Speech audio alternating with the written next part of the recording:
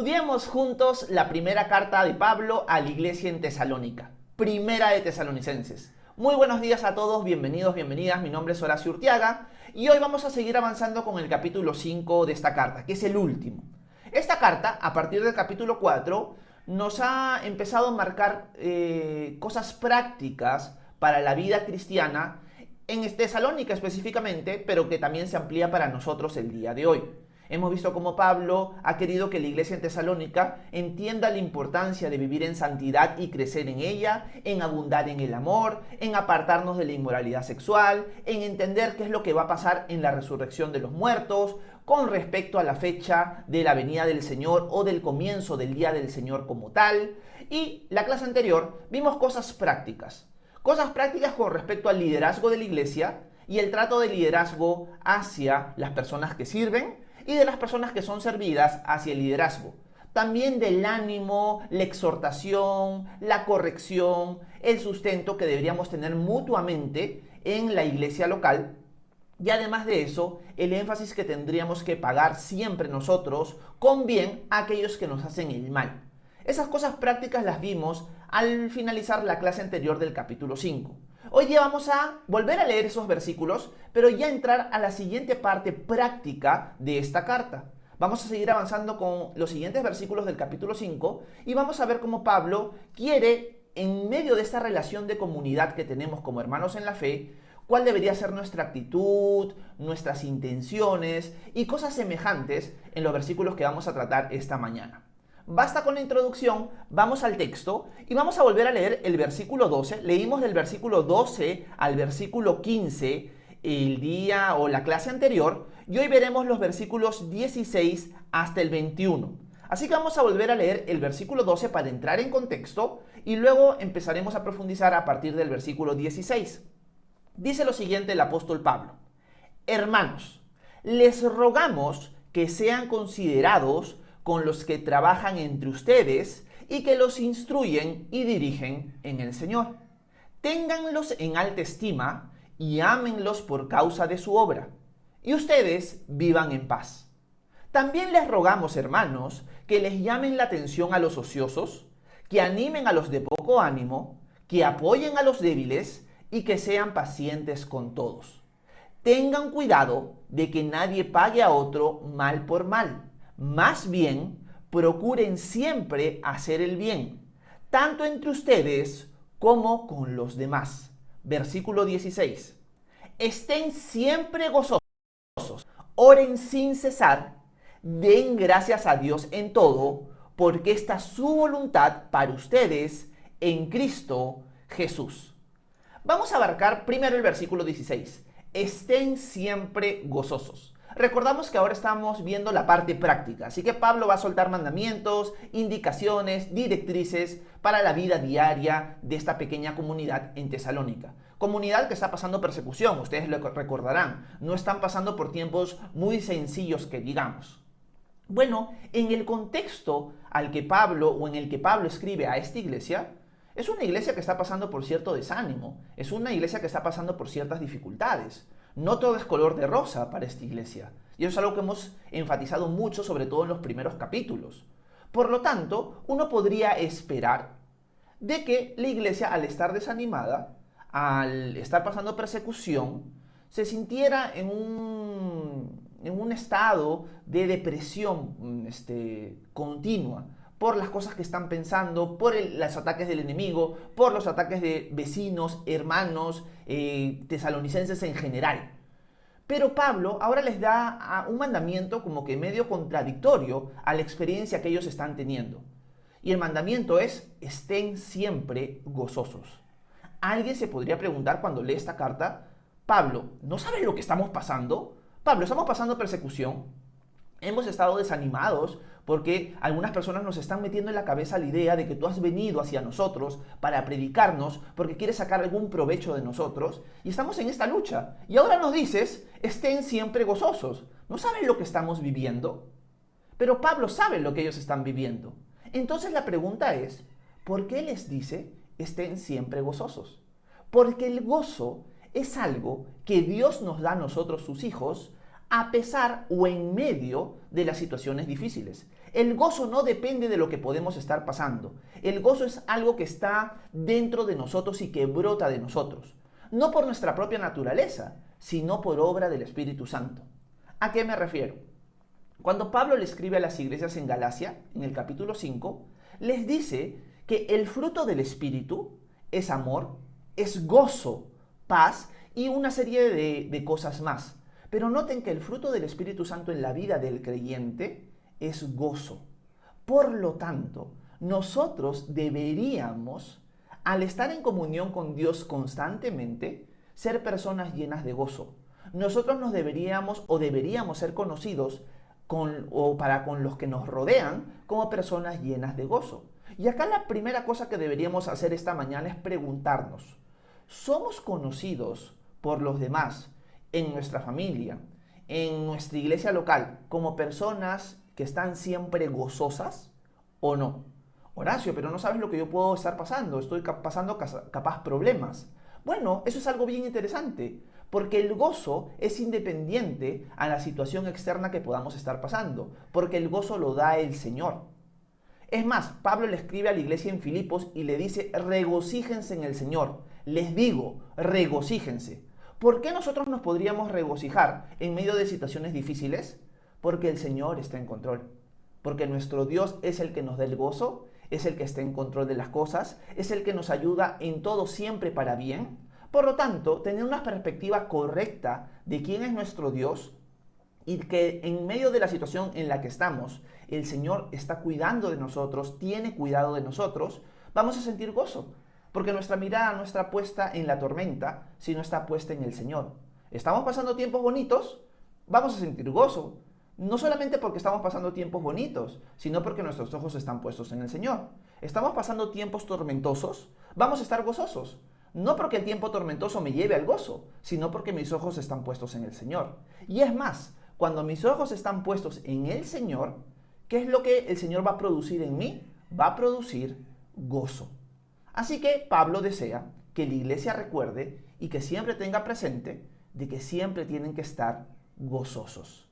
¿Cómo yo puedo estar gozoso? Poniendo mis ojos en el Señor, recordando que Él está en control y sobre todo teniendo comunión con Él, intimidad con Él. ¿De qué manera? Siempre lo he repetido, a través de la oración, a través de la meditación de su palabra diariamente.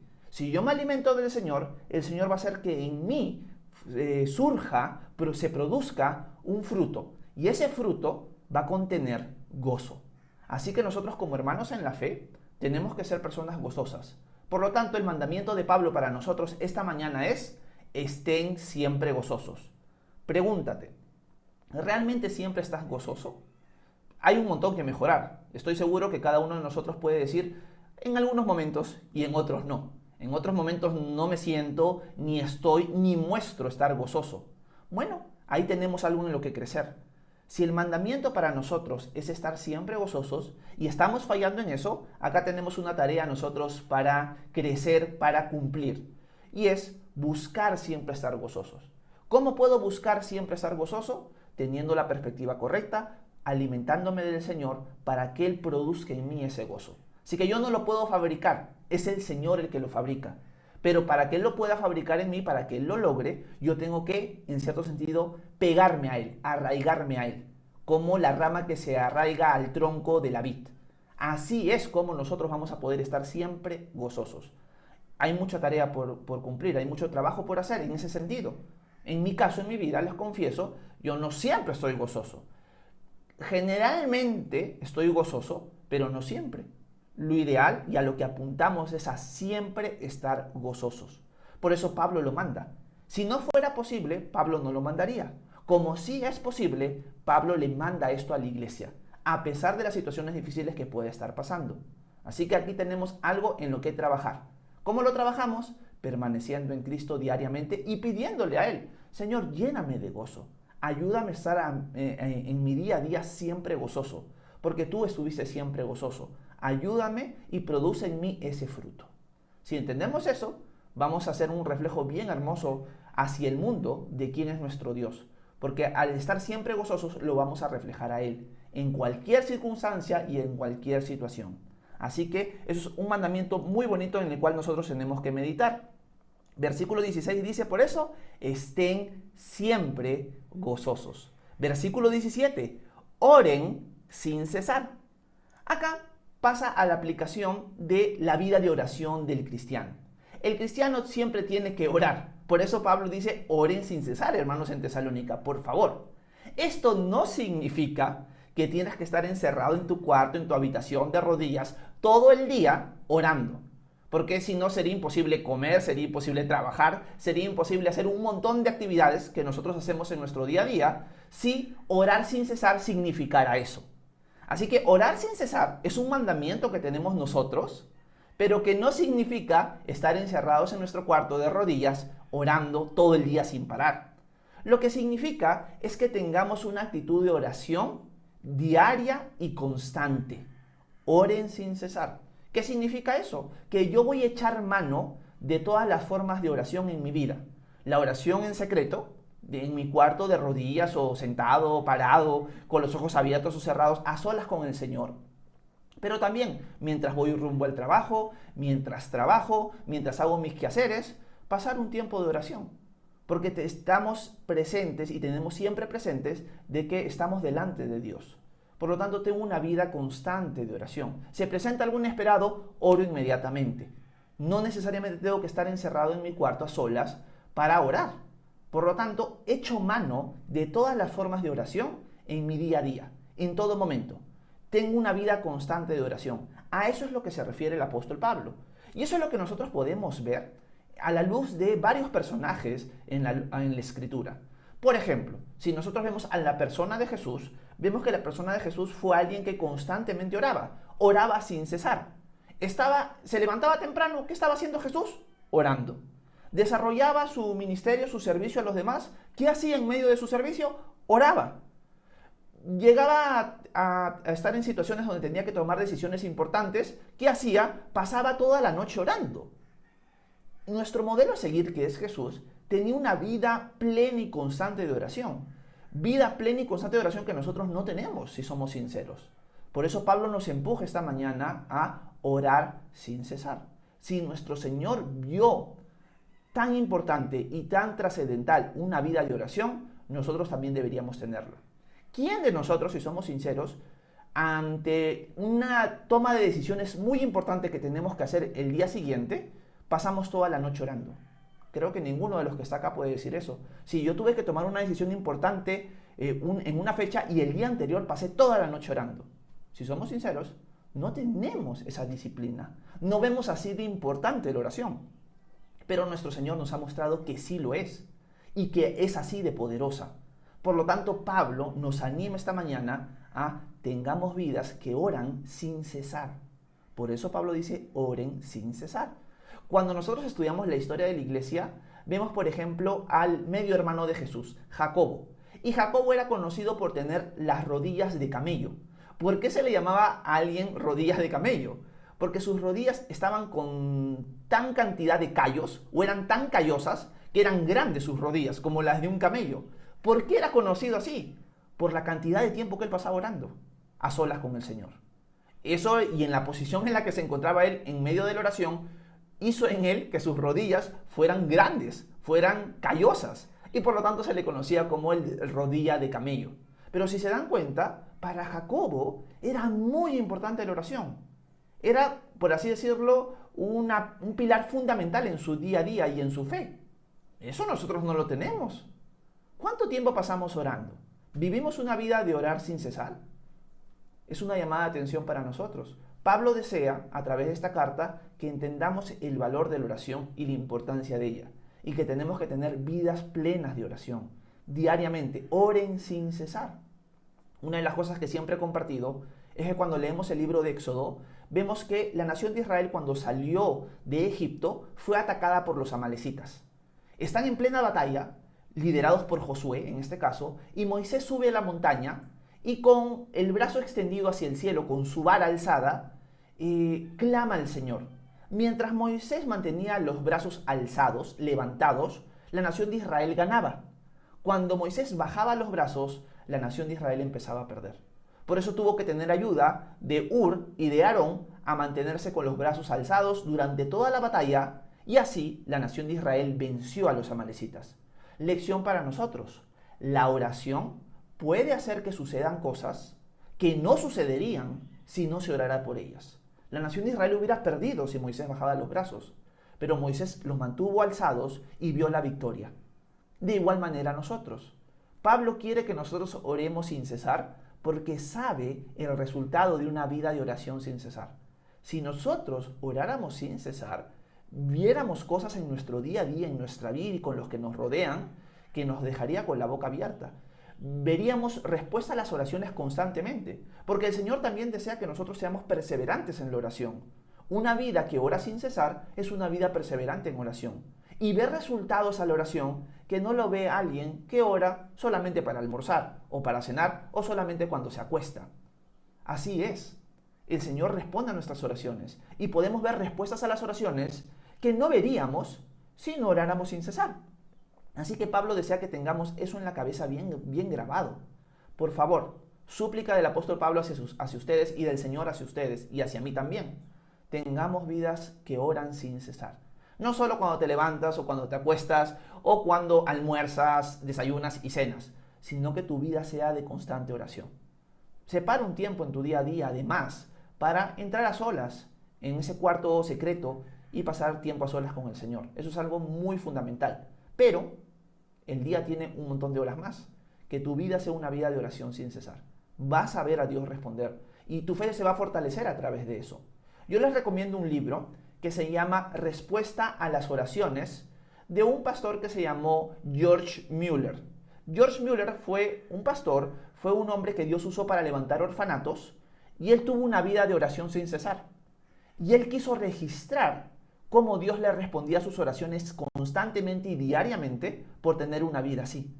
Y en ese libro, Respuesta a las oraciones de George Mueller, ustedes van a poder ver cómo es una vida que ora sin cesar y cómo Dios sí responde.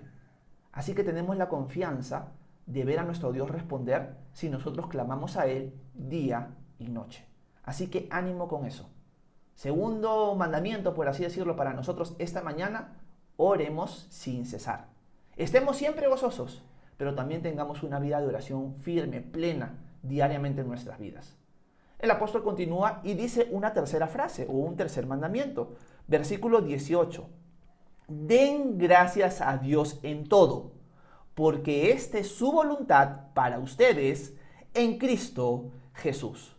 Ahora el apóstol Pablo quiere que recordemos que en medio de estar siempre gozosos, en medio de orar sin cesar, demos gracias a Dios en todo. Horacio, ¿en todo? O sea, cuando alguien me maldice, cuando alguien me persigue, cuando alguien se burla de mí, cuando me encuentro con que tengo una enfermedad, cuando algún familiar se me murió, cuando pasé un accidente o alguien pasó un accidente, cuando me despidieron del trabajo, ¿tengo que darle gracias a Dios en todo? ¿Estás seguro de eso? Bueno, el texto es claro para nosotros. Y la respuesta es sí, tenemos que darle gracias a Dios en todo. Pero ¿cómo es posible que le podamos dar gracias a Dios con situaciones que son tan duras y difíciles de digerir? Porque el Señor está en control, el Señor está en su trono. El Señor nos cuenta, cuando Él estuvo aquí en la tierra, que Él conoce hasta la cantidad de cabellos que tenemos en la cabeza y que ni siquiera una ave que cae muerta está fuera del control de Dios. O sea, ese pajarito que se murió porque se chocó con el vidrio en mi casa, ese pajarito ha muerto porque Dios lo ha permitido así. Dios está en control hasta de eso. Hasta de la hoja que cae del árbol, el Señor está en control. Por lo tanto, si Él está en control así de profundo en la humanidad y en la creación, cuando pasamos por una situación difícil, Él reina, Él está en control. Y por algo el Señor ha permitido eso. Por lo tanto, si entendemos su soberanía a ese punto, vamos a darle gracias a Dios en todo. ¿Por qué? Porque para los que estamos en Cristo Jesús, todas las cosas nos ayudan para bien. Y el apóstol Pablo quiere que recordemos eso. Es más, cuando el apóstol Pablo le escribe a los filipenses, y eso es algo que en el tiempo de preguntas y respuestas de la clase anterior surgió, Pablo dice en Filipenses 4, por nada estén afanosos. Si no sean conocidas sus peticiones delante de Dios, en toda oración y ruego, pero dice con acción de gracias. Y la paz de Dios, que sobrepasa todo entendimiento, guardará sus pensamientos y sus corazones en Cristo Jesús. Por lo tanto, el apóstol Pablo une y ata en ese pasaje en Filipenses la oración con la acción de gracias. Y acá, en cierto sentido, Pablo está haciendo lo mismo. Estén siempre gozosos, oren sin cesar, den gracias a Dios en todo. Cuando pasamos tiempo o una vida plena de oración, que oramos sin cesar, vamos a constantemente darle gracias a Dios en todo. ¿Por qué? Porque cuando pasamos tiempo orando, nuestra mirada está puesta en Él. Cuando nuestra mirada está puesta en Él, tenemos la perspectiva correcta de las cosas que pasan en el mundo. Y cuando tenemos esa perspectiva correcta, ¿qué va a suceder? Vamos a darnos cuenta, Señor, lo que acaba de pasar no me agrada para nada. Pero tú tienes un plan, tú tienes el control. Por algo es. Esto, de alguna manera, aunque no lo entienda, me ayuda para bien a mí y es más, hasta a otros. Por lo tanto, gracias, Señor, por eso. Gracias, Señor, por las cosas que estás permitiendo, sean fáciles o sean difíciles. Ahorita no las entiendo, no entiendo muy bien por qué las has permitido, Señor, pero te doy gracias, porque sé que tú estás en control y que todas las cosas me ayudan para bien. Y Pablo termina esa sección diciendo, porque esta es la voluntad de Dios para ustedes en Cristo Jesús. ¿Qué significa eso? Que estar siempre gozosos, orar sin cesar y dar gracias a Dios por todo es la voluntad de Dios para tu vida y para mi vida. Muchas veces no sé si han escuchado o ustedes se han preguntado, ¿cuál será la voluntad de Dios para mi vida? Yo quiero saber cuál es la voluntad de Dios. Acá Pablo nos la está poniendo en bandeja de plata. En capítulo 4 hemos visto una parte, cuando Pablo dijo, esta es la voluntad de Dios, que sean santificados en todo, que se aparten de la inmoralidad sexual. Esa es la voluntad de Dios. Pero ahora Pablo vuelve a tocar el tema y dice, estar siempre gozosos, orar sin cesar y dar gracias a Dios en todo, esa es la voluntad de Dios para ustedes en Cristo Jesús. Así que acá tienen ustedes una respuesta clara de cuál es la voluntad de Dios para su vida. Si siempre te lo has preguntado y dices, yo quiero saber cuál es la voluntad de Dios para mí, es la siguiente. Siempre estar gozosos. Ora sin cesar. Y da gracias a Dios en todo y por todo. Esa es la voluntad de Dios para tu vida y para mi vida. La respuesta está dada en este capítulo. Así que espero que este tiempo, en cierto sentido, los haya retado, los haya edificado y los haya ayudado a entender un poco cuál es la voluntad de Dios para nuestras vidas. Estar siempre gozosos. ¿Cómo podemos estar siempre gozosos? Conectados al Señor, pidiéndole ese gozo, pero sobre todo estar bien arraigado, bien pegado, bien cimentado en Cristo, porque Él va a producir el gozo. Tú no lo puedes producir, Él lo produce en tu vida. Segundo, tener una vida de oración constante, agarrándote, aferrándote de todas las formas de oración posible en tu día a día. Y vas a ver los resultados, vas a ver cómo tu Dios está vivo, cómo tu Dios realmente responde oraciones. O sea, algunas personas dudan, Horacio, yo no sé si le pido al Señor porque capaz no me responde, siento que no me escucha. Generalmente tú piensas así porque no pasas tiempo orando seguido. Porque cuando uno pasa tiempo orando y es persistente en sus oraciones, ve a Dios responder en el transcurso del tiempo. O sea, lo puedo decir yo en mi vida. Mi esposa puede dar testimonio de eso. A veces hemos pedido cosas y hemos dicho, vamos a pedirle al Señor esto, dirección o algo en específico, y no vamos a parar hasta que Dios nos responda. Y el Señor ha respondido o el Señor sigue respondiendo. Por lo tanto, puedo ver a mi Dios vivo en mi día a día. ¿Por qué? Porque trato de vivir una vida que ora sin cesar. Y por último, dar gracias a Dios por todo. Eso es una de las cosas más difíciles. Aunque dentro de todo lo que estamos hablando, todo es difícil en cierto sentido en nuestras fuerzas. Pero dar gracias a Dios en todo es necesario para nosotros. ¿Por qué? Porque Dios se merece esas gracias. Y también porque así reconocemos de que el Señor está en control, aunque nosotros no entendamos. Y esa es la voluntad de Dios para nuestras vidas. Dicho esto, espero que haya sido de edificación estos pequeñitos versículos que son muy prácticos para nosotros y que nuestra oración sea ponerlos en práctica. Que no quede solamente en ser oidores de lo que hemos escuchado esta mañana, sino que los pongamos en práctica. ¡Ánimo! Y eso es un ánimo para mí también. Estar siempre gozosos, orar sin cesar y dar gracias a Dios por todo y en todo. Amén. Espero que este tiempo haya sido de edificación. Si tienen alguna pregunta, alguna duda, algún comentario, por favor háganmelo saber, que con gusto voy a intentar responder sus preguntas a continuación. Muchas gracias por su atención. Que Dios los bendiga.